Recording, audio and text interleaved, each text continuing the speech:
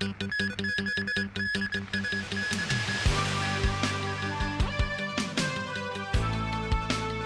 CE designate vows strict enforcement of laws against Hong Kong independence activities. An American university student dies just days after being released from North Korean captivity in a coma. In France, anti-terrorism officers detained 4 family members of a man killed after ramming his car into a police convoy.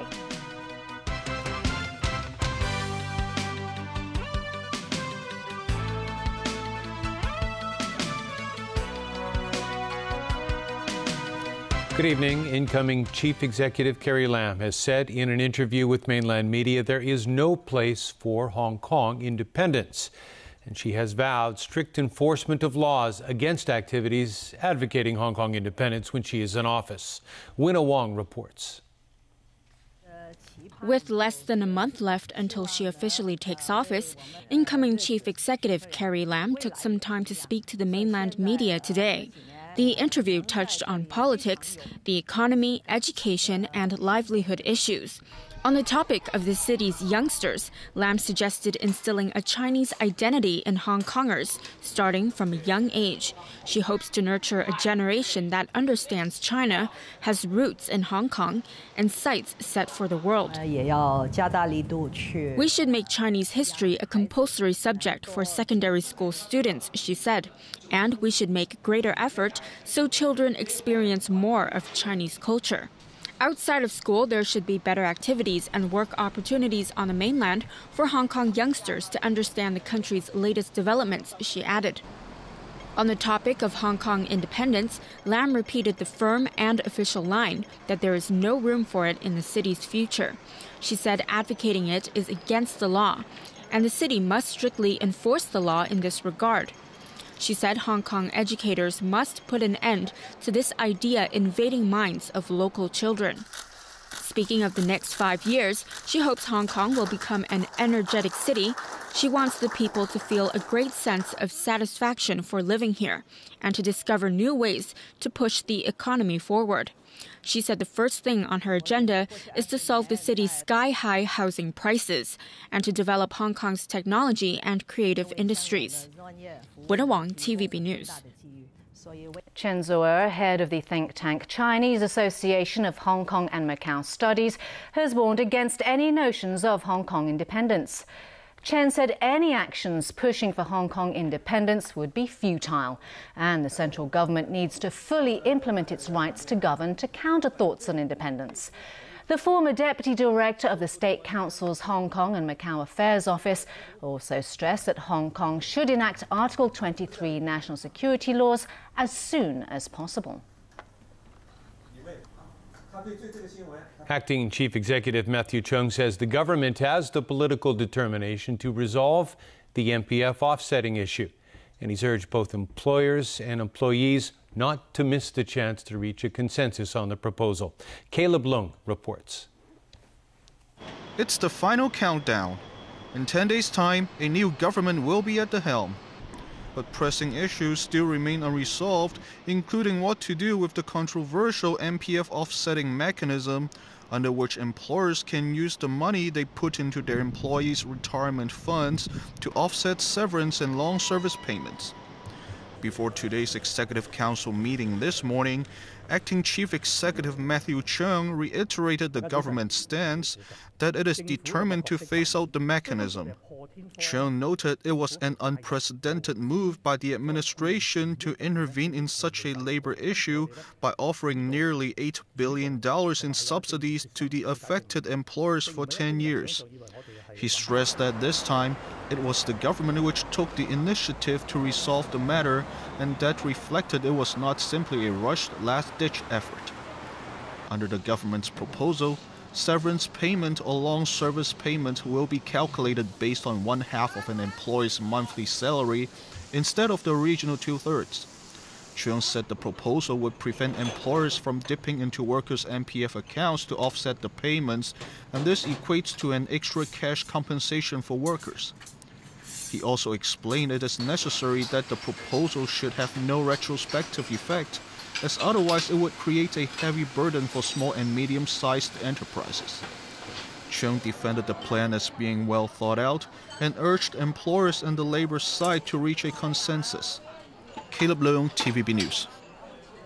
CK Hutchison Holdings today stressed that its chairman, Li Ka-shing, was in very good health, but stopped short of denying a Wall Street Journal report that he plans to step down next year when he turns 90. Is he or isn't he? As Hong Kong's richest man turns 89 next month, speculation has been rife that he's set to retire and hand over the reins to his eldest son, Victor. But a statement issued by CK Hutchison Holdings today put paid to those rumours about its chairman, for now. The group pointed out that Li Ka-shing had no concrete timetable for his retirement and was in very good health. It added that he would make his official announcement when he decides to retire. The statement went on to say that Li had spoken about his retirement from time to time and his confidence in Deputy Chairman Victor in leading the company. The statement was issued in response to a Wall Street Journal report that claimed Li had briefed his inner circle of advisers that he would step down by his 90th birthday. The tycoon, with an estimated fortune of $33 billion, according to Forbes, anointed his eldest son Victor, who is 52, as his successor 5 years ago. An American university student held prisoner in North Korea for 17 months died in a Cincinnati hospital yesterday, less than a week after his return to the United States. There was no specific cause given for his death. Alan Buknia reports. 22-year-old Otto Warmbier was accused in January of 2016 of trying to steal a propaganda banner while in North Korea. He was planning to study in China and went to Pyongyang as part of a tour group. In March, he was put before North Korean officials for a televised confession and sentenced to 15 years hard labor. His family members say they were told that he fell into a coma shortly after his sentencing. After Warmbier's return to the U.S. last week, doctors described his condition as unresponsive wakefulness, where he could open his eyes but could not respond to commands. North Korean officials said he went into a coma after contracting botulism and taking a sleeping pill. U.S. doctors said they found no evidence of botulism. Warmbier's family released a statement saying he had passed away, saying the awful, torturous mistreatment of our son at the hands of North Koreans ensured that no other outcome was possible beyond the sad one we experienced today. U.S. President Donald Trump offered the family his condolences. He spent a year and a half in North Korea. A lot of bad things happened, but at least we got him home to be with his parents, where they were so happy to see him, even though he was in very tough condition, but he just passed away a little while ago. It's a brutal regime, and we'll be able to handle it. The South Korean government also expressed its condolences and stressed the importance of human rights and human dignity. A spokesman called on the North to immediately return detainees still held there, including 3 Americans, 6 South Koreans, and a Canadian. Alan Buknia, TVB News. A U.S. B-1B Lancer strategic bomber took part in a joint drill with South Korean fighter jets. The South Korean Defense Ministry said the exercise was held yesterday, but declined to give further details. Earlier today, North Korea's state media said the B-1B bomber flew over the south to stage a nuclear bomb-dropping drill. Tensions on the Korean peninsula have been heightened by dozens of North Korean missile launches and 2 nuclear bomb tests since the beginning of last year. Pyongyang has also vowed to develop a nuclear-tipped intercontinental ballistic missile capable of hitting the U.S. mainland. Police in Paris have detained 4 family members of a man killed after he rammed his car into a police convoy. The man set off a fiery blast when he drove his car, packed with arms and explosives, into police on the Champs-Élysées. Gendarmes jumped out of their vehicle, ran to the car, smashed its windows and pulled the driver out. No one else was hurt, and it's not clear how the suspect died. Authorities said the man was on police radar for ties to radicalism. The Paris prosecutor's office said his 4 family members were detained overnight as part of the anti-terrorism investigation. France has been on high security alert following a series of terrorist attacks in recent years. London's mayor has joined Muslim worshippers at a mosque less than 24 hours after a man driving a van targeted a group leaving the same centre. 9 people were injured, 2 of them seriously. The attack follows a rising wave of violence and harassment against Muslims across Britain and around the world. James Aitken reports. After attending special prayers for the Muslim holy month of Ramadan, London's mayor praised the city's response to the attack and vowed the city will not allow hatred to divide communities. And what you've seen over the last 24 hours is Muslims, Jews, Christians, Hindu, Sikhs, those members of an organised faith and those that aren't, rich, poor, old, young, coming together and saying, not in our name. We will not let you divide us, and we will be stronger. While many were shocked by the Finsbury Park attack, others were not surprised. I didn't surprise anyway, because I knew something hatred, Islamophobia everywhere, so these days. We've seen the Prime Minister coming today to visit Finsbury Park Mosque and meet with us and listen to our concern and promise that she will take some action actually to protect our community and to try to tackle the disease which is called Islamophobia. But as Theresa May left the mosque, protesters delivered their message. The latest terror attack comes at a turbulent time for May's minority government. She's already under heavy criticism in the wake of last week's high-rise tower fire in London. Tensions have also been running high since Britain voted for Brexit, a vote that was partly driven by anti-immigrant rhetoric. 47-year-old Darren Osborne, a father of 4, was arrested after a van swerved into a group of Muslims who were leaving evening prayers at Finsbury Park Mosque. He was pinned down by bystanders until police arrived. There's no word on a motive. Authorities say they were monitoring rising far-right activity, but were not aware of the suspect prior to the attack. Hate crimes against Muslims have been on the rise amid a wave of Islamic State-inspired terror attacks in the UK. Meanwhile, extra security has been deployed around mosques, which are expecting large crowds this week as Ramadan draws to a close. James Aitken, TVB News. Brexit talks got underway in Brussels yesterday as both negotiators agreed on how to organise the talks on Britain's divorce from the European Union. The talks began almost a year to the day after Britain shocked Europe by voting to cut loose from the 28-nation bloc. It's also just 10 days after a humbling election setback that saw the ruling Conservatives lose their parliamentary majority. Both negotiators said they are confident of meeting the March 2019 deadline for Britain to leave the EU.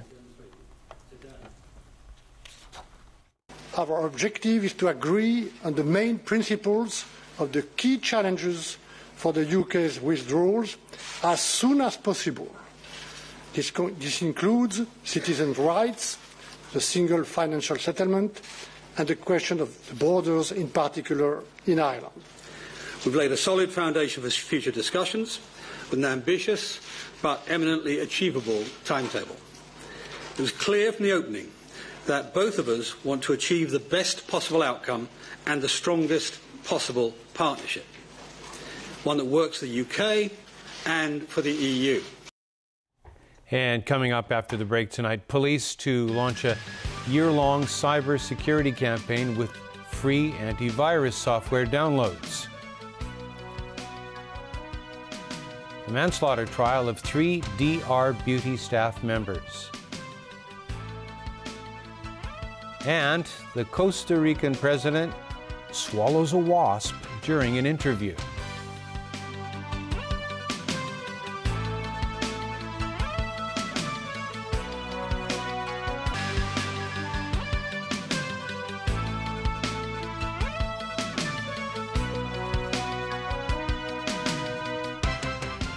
Welcome back. In the U.S. state of Tennessee, 2 county sheriff's deputies were injured in a shooting case on Monday. The attacker later shot himself to death. The incident happened at a county courthouse. A man charged with kidnapping and evading arrest was being taken back to jail after his court appearance. He attacked a deputy, grabbed his gun and shot the officer. While exiting the building, the man shot another deputy. Other officers gave chase and the man fatally shot himself 2 blocks away from the courthouse. The 2 deputies injured in the incident are in a stable condition. Authorities in the U.S. state of Virginia say a Muslim teen who disappeared while walking with her friends to her mosque died of blunt force trauma to the upper body. Police say 17-year-old Nabra Hassanan, whose body was found in a pond on Sunday, was an apparent victim of road rage. 22-year-old Darwin Martinez Torres has been arrested and charged with murder. Investigators think the killing was sparked by a fight Martinez Torres got into with another teen on a bike. Police say Martinez Torres, who was armed with a baseball bat, later began chasing the group, caught up with Hassanan, and attacked her. She was reported missing soon after. Police say they have no evidence to indicate the killing was motivated by race or religion. Back locally, the police will be launching a year-long cybersecurity campaign tomorrow. And working in conjunction with 3 antivirus companies, an antivirus software will be offered to the public for free downloads. The public can easily download the software through our website. The software is actually hosted by the 3 antivirus solution providers, and we have the URL for downloading it. And then, in addition, we have prepared the user guide for the users. The software can be downloaded through this website. The police say in Hong Kong there are more than 80,000 zombie computers, or computers compromised by hackers to perform malicious tasks. Such tasks include sending spam mail and viruses to other computers, as well as stealing personal information or extorting money online. However, some users don't even know their computers have been hacked, and police say that's why more publicity on the issue is needed. The manslaughter trial of 3 DR Beauty staff members opened today at the High Court. The prosecution accused them of having a disregard for life.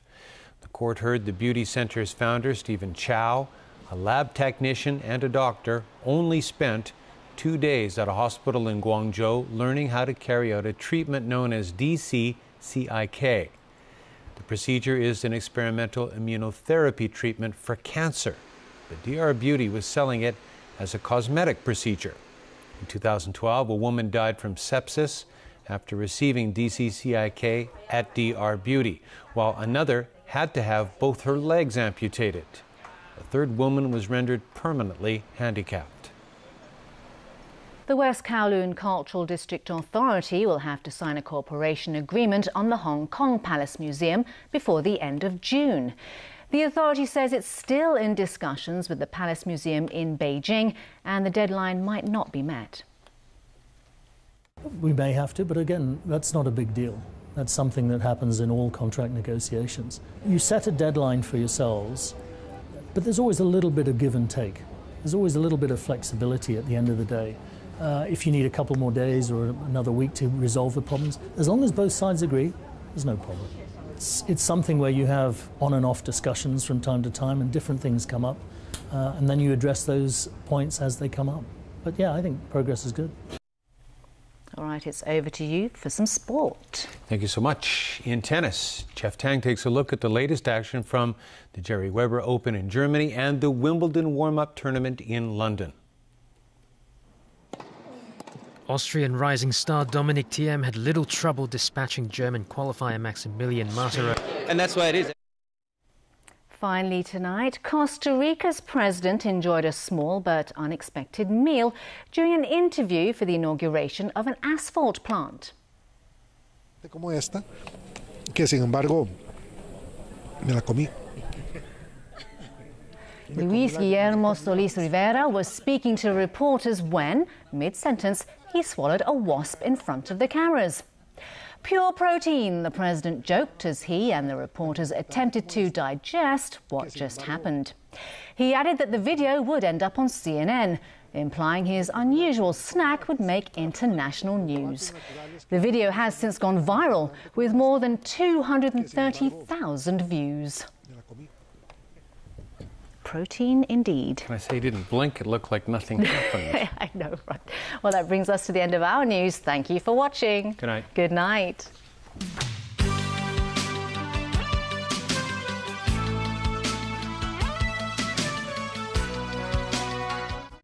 Can computers